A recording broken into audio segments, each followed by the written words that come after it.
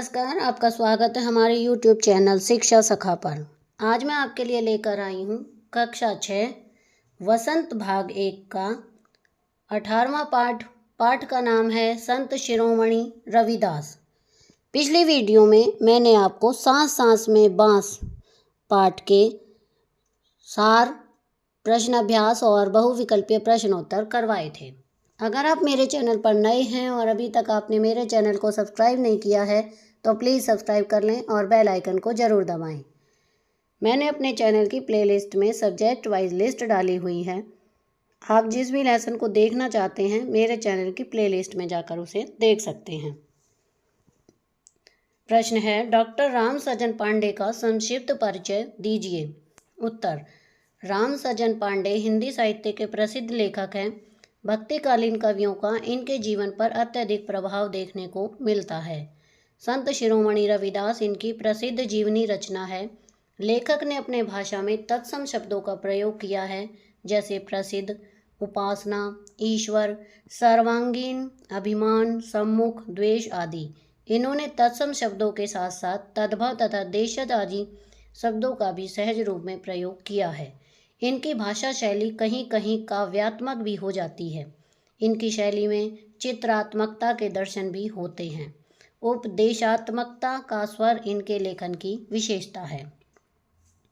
अब हम पाठ का सार करेंगे। संत शिरोमणि रविदास राम सजन पांडे द्वारा लिखित एक जीवनी है। लेखक ने भक्ति काल के प्रसिद्ध संत कवि रविदास का संपूर्ण जीवन परिचय इस पाठ में बताया है। लेखक के विचार अनुसार संत कवि रविदास का जन्म सन 1388 ईस्वी में काशी के मंडुआडीह नामक गांव में हुआ था। रविवार को पैदा होने के कारण इनका नाम रविदास पड़ा। इनके पिता का नाम मानदास तथा माता का नाम कर्मा देवी था। इनके परिवार के लोग चमड़े का काम करते थे। इन्होंने भी परिवार के सदस्यों की भांति चमड़े के काम को करना शुरू कर दिया। इन्हें कबीर दास का समकालीन माना जाता है। इनके गुरु का नाम रामानंद था। इन्हें रैदास के नाम से भी जाना जाता है। एक अनुमान के अनुसार माना जाता है कि रविदास लगभग 130 वर्ष जीवित रहे। रविदास कभी पाठशाला नहीं गए। ईश्वर भक्ति ही उनकी पाठशाला थी। उनका सारा ज्ञान अनुभव पर आधारित था। इनकी ख्याति के कारण मीराबाई ने इन्हें गुरु रूप में स्मरण किया था। उन्होंने अपने ज्ञान के आधार पर समाज को संदेश देना चाहा कि परमात्मा तथा खुदा एक ही है। आपस में वैर भाव करना ठीक नहीं है। उन्होंने लोगों को एकता तथा भाईचारे का पाठ पढ़ाया। कबीर की भांति रविदास जी ने भी हिंदू मुस्लिम एकता स्थापित करने का प्रयास किया।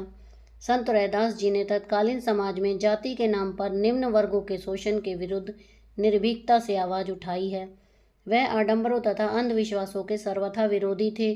उन्होंने भगवत भक्ति के लिए बाह्य आडंबरों पर नहीं, मन की शुद्धता पर बल दिया है। उन्होंने अहम भाव का त्याग कर मन, क्रम तथा वचन को शुद्ध रखने का बल दिया है।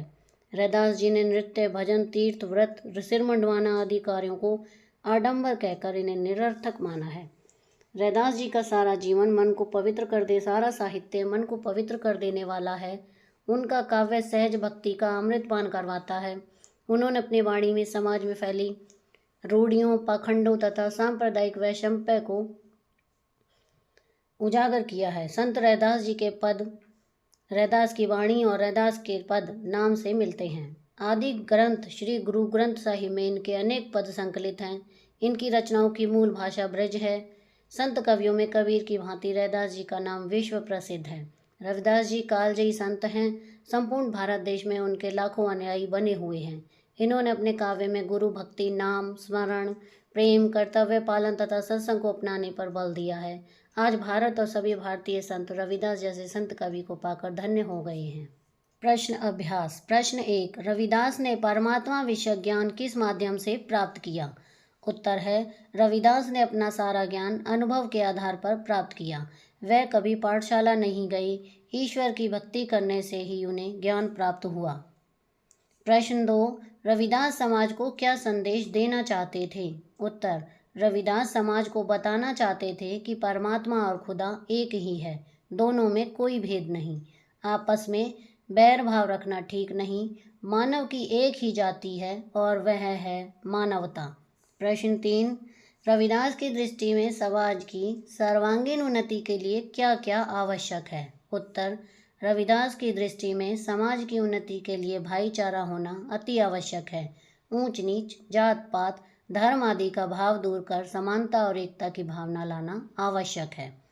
प्रश्न 4, रविदास किस काल के कवि हैं और उनके काव्य की मूल विशेषता क्या है? उत्तर, रविदास भक्ति काल की निर्गुण धारा के संत कवि हैं। उनके काव्य की मूल विशेषता यह है कि वह सारा समाज को जोड़ने का काम करता है। समाज में फैले अंधविश्वासों को मिटाकर आपसी भाईचारा बढ़ाना चाहता है।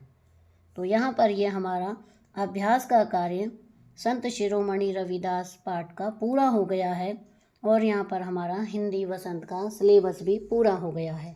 आपको मेरी ये वीडियो कैसी लगी मुझे कमेंट करके ज़रूर बताएं। प्लीज़ मेरे चैनल को लाइक करें, शेयर करें और सब्सक्राइब करना ना भूलें। Thank you.